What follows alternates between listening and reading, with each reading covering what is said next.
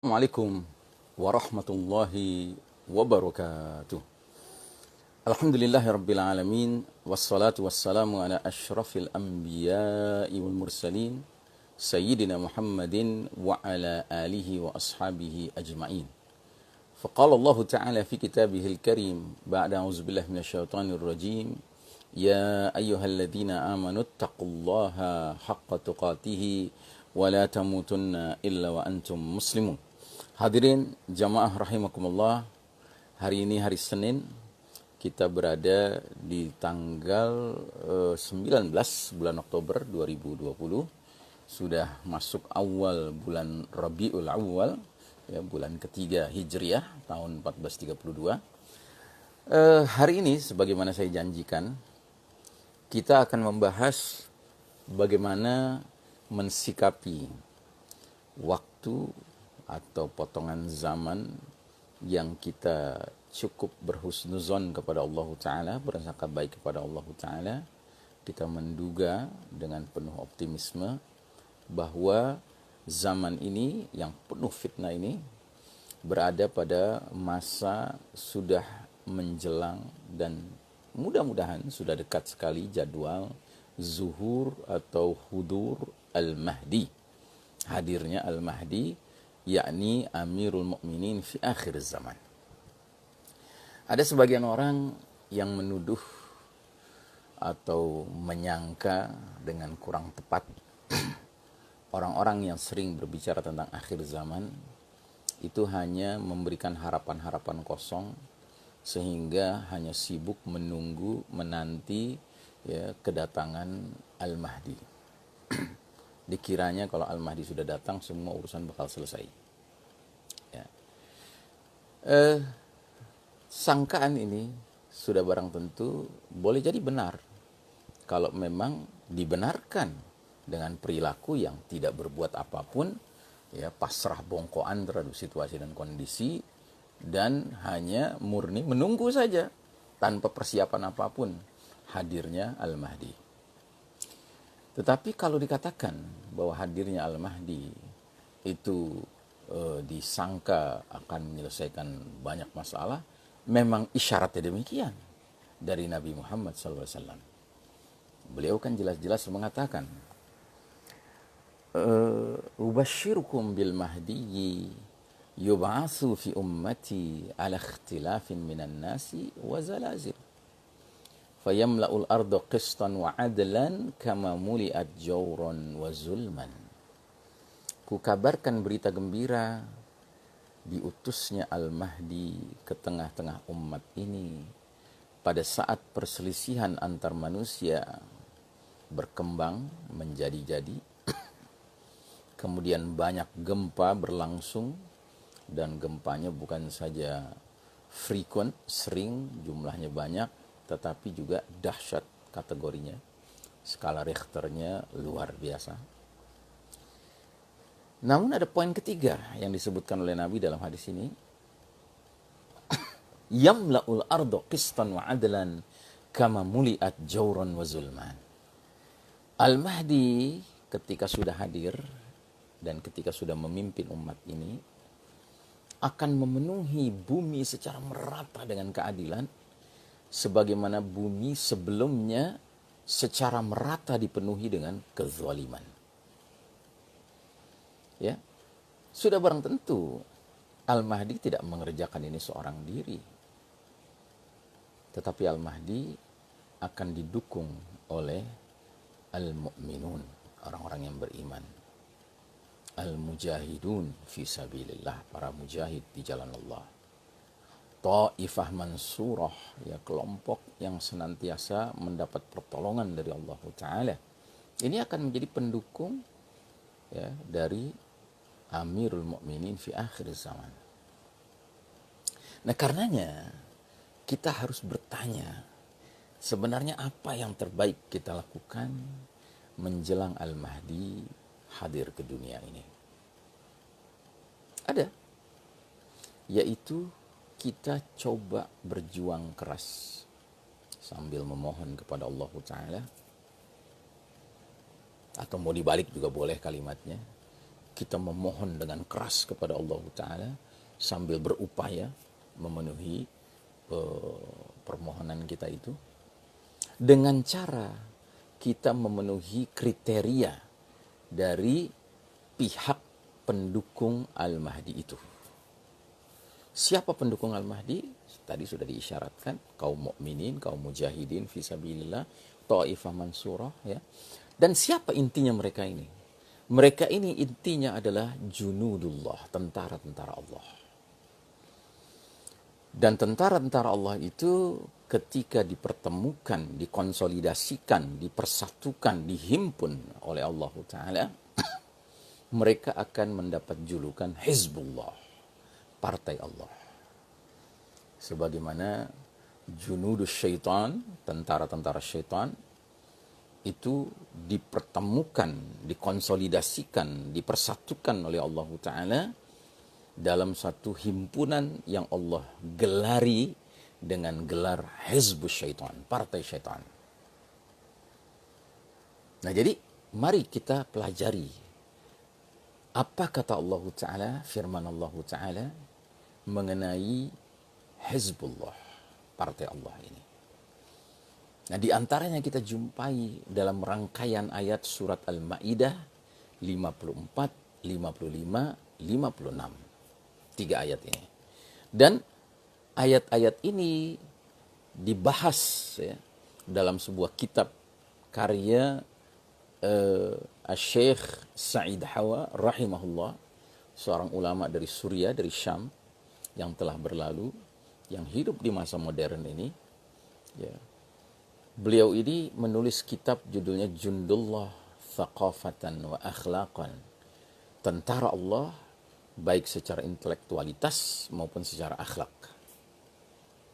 Kemudian beliau menyebutkan ada aspek yang disebut dengan al-akhlaq al-asasiyah li jundillah. Akhlak-akhlak mendasar, fundamental, esensial pada diri tentara Allah. Dan ketika membahas ini, beliau menguraikan surat Al-Maidah 54, 55, 56. Karenanya inilah panduan buat kita.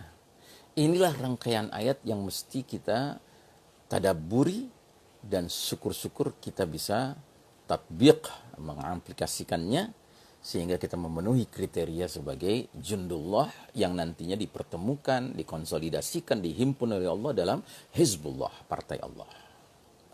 Mari kita simak. Allah Ta'ala berfirman, ba'da a'udzubillahi minasyaitonir rajim. Ya ayyuhalladzina amanu may yartadda minkum an dinihi fasawfa ya'tillahu biqaumin yuhibbuhum wa yuhibbuna.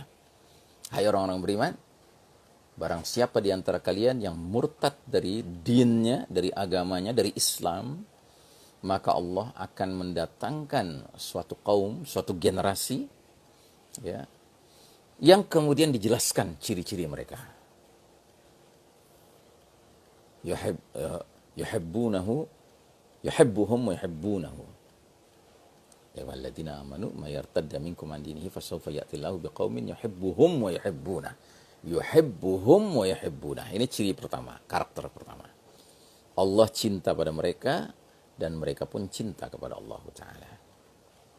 Yang kedua, adzillatin 'alal mu'minin, berlemah lembut terhadap sesama mukmin. Yang ketiga, a'izzatin 'alal kafirin, memiliki izzah, kemuliaan di dalam dirinya karena iman di hadapan orang-orang kafir. Tidak lemah mental di hadapan orang-orang kafir. Yang keempat, yujahiduna fi sabilillah, mereka berjihad di jalan Allah Ta'ala. Yang kelima, wala yakhafuna laumata laim, mereka tidak takut terhadap celaan orang-orang yang suka mencela. Yang keenam disebutkan di ayat 55-nya, innama waliyukumullahu wa rasuluhu walladzina amanu alladzina yuqimuna as-salata wa yu'tuna az-zakata wa hum raki'un. Sesungguhnya wali-wali kalian hanyalah Allah, Rasulnya, dan orang-orang beriman yang menegakkan salat, menunaikan zakat, dan tunduk kepada hukum Allah Subhanahu wa taala. Kemudian di ayat 56 datang busyra, kabar gembiranya. Wa may yatawallallaha wa rasulahu walladzina amanu fa inna hizballahi humul ghalibun. Dan barang siapa yang loyalitasnya, kesetiaannya diserahkan kepada Allah, Rasulnya, dan orang-orang beriman, maka sesungguhnya Hizbullah, partai Allah, kumpulan junudullah, tentara-tentara Allah, pasti akan meraih kemenangan. Atau pasti mereka akan menjadi para pemenang. Ya. Sadaqallahul-Azim. Masya Allah Ta'ala. Jadi saudaraku rahimakumullah, ada 6 kriteria yang perlu kita saat ini ya, berdoa kepada Allah, memohon kepada Allah agar Allah mudahkan kita bisa memenuhi kriteria-kriteria ini secara lengkap. Mari kita lihat satu persatu. Yang pertama, yuhibbuhum wa yuhibbuna. Allah mencintai mereka dan mereka mencintai Allah. Dan uniknya dalam ayat ini disebutkan bahwa Allah mencintai mereka terlebih dahulu. Bukan mereka mencintai Allah terlebih dahulu. Allah mencintai mereka. Berarti ini orang-orang pilihan. Allah yang memilih. Allah yang berhak mencintai siapa dari hamba-hambanya yang ingin dia cintai. Dan dalam hadis itu disebutkan, suatu ketika Allah Ta'ala memanggil malaikat Jibril alaihissalam, panglimanya para malaikat, dan mengatakan, wahai Jibril, umumkanlah kepada ahlus sama ya bahwasanya aku mencintai si fulan. Ya. Jadi ada hamba Allah yang dipilih oleh Allah untuk dicintai oleh Allah. Dan Allah memerintahkan malaikat Jibril untuk mengumumkannya kepada seluruh para malaikat di langit. Umumkan hal itu. Jadi nama orang ini disebutkan untuk disebarluaskan, dipublikasikan di langit. Di kalangan ahlus sama, penghuni langit. Setelah itu, Jibril alaihissalam mengatakan, ya, cintailah dia. Jadi Jibril mengumumkan, hai seluruh penghuni langit, Allah memberitakan bahwa Allah mencintai si fulan. Maka hendaknya kalian semua mencintai si fulan. Bisa dibayangkan betapa mulianya, betapa nikmatnya, betapa besarnya karunia yang diterima seorang hamba Allah jika dia dipilih untuk dicintai oleh Allah Ta'ala. Karena itu berarti Allah mengerahkan rasa cinta seluruh malaikat di langit kepada orang itu, kepada hamba itu.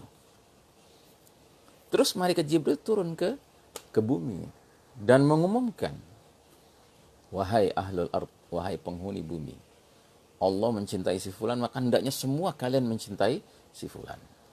Dan akibatnya apa? Semua yang ada di muka bumi ini, baik manusia maupun jin, akan mencintai si fulan itu. Kecuali siapa? Kecuali mereka-mereka yang memang tidak memiliki ya, koneksi dengan Allah Ta'ala. Putus koneksinya dengan Allah Ta'ala. Ya. Apalagi kalau menentang Allah Ta'ala. Sulit bagi mereka, bahkan mustahil bagi mereka untuk turut mencintai si fulan. Ya. Nah jadi, saudaraku rahimakumullah, bagaimana kita bisa memastikan diri kita ini dicintai oleh Allah?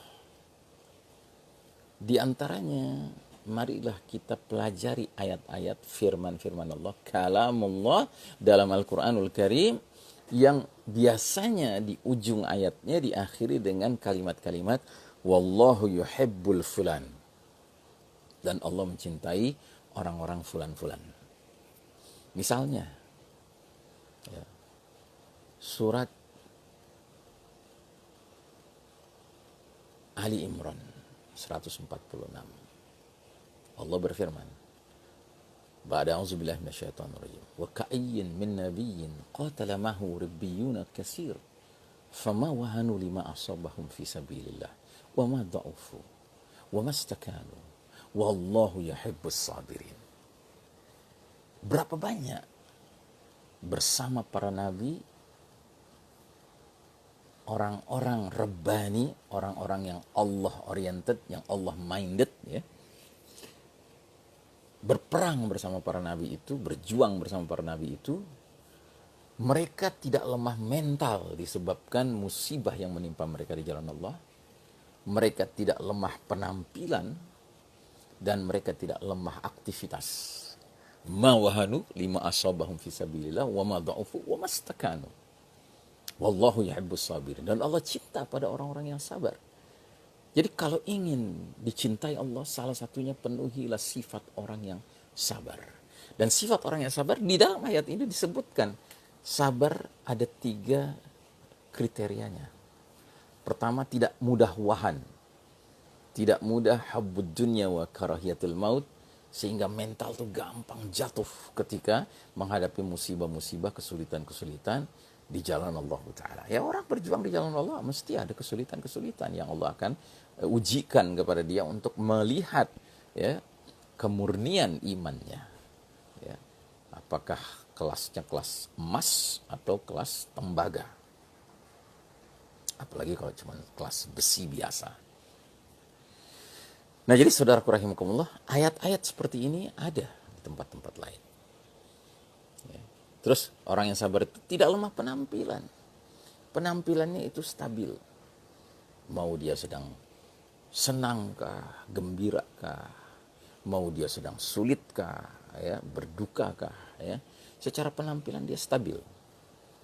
Tidak karena sedang gembira terus penampilannya seperti orang yang kalau orang terlalu gembira itu menjadi tidak terkendali, penampilannya menjadi seperti ya orang lupa daratan. Atau sebaliknya, ketika dia menghadapi duka, kesulitan hidup, derita hidup, dia harus menampilkan kesedihannya. Tidak, orang yang sabar itu mad'ufu, tidak lemah penampilan. Wa mastakanu, dan tidak lemah aktivitas. Orang yang sabar itu orang yang selalu kreatif, ya, selalu punya inovasi, punya aneka sel-sel produktivitas, ya.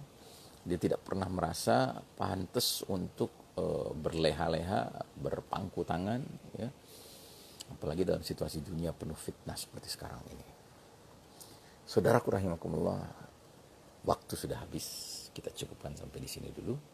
Kita akan lanjutkan dalam pertemuan berikutnya, ya, dengan kriteria-kriteria jundullah, tentara Allah yang pantas untuk dipersatukan oleh Allah dalam Hizbullah, partai Allah, yang mana partai Allah ini akan menjadi ya pasukan dari Amirul Mukminin fi akhir zaman, pemimpin kaum beriman di akhir zaman, Al-Mahdi, yang kita cukup husnuzon kepada Allah Ta'ala, sangka baik kepada Allah Ta'ala bahwa jadwal hudur Al-Mahdi, hadirnya Al-Mahdi tampaknya sudah tidak lama lagi. Dan mudah-mudahan kita punya cukup waktu untuk mempersiapkan diri, dan mudah-mudahan Allah berikan taufik, ya, kesepakatan untuk kita dimudahkan memenuhi kriteria-kriteria, ya, jundullah tersebut. Sallallahu alaihi Muhammadin wa ala alihi wa sahbihi wasallam taslima. Walhamdulillahirabbil alamin. Wassalamualaikum warahmatullahi wabarakatuh.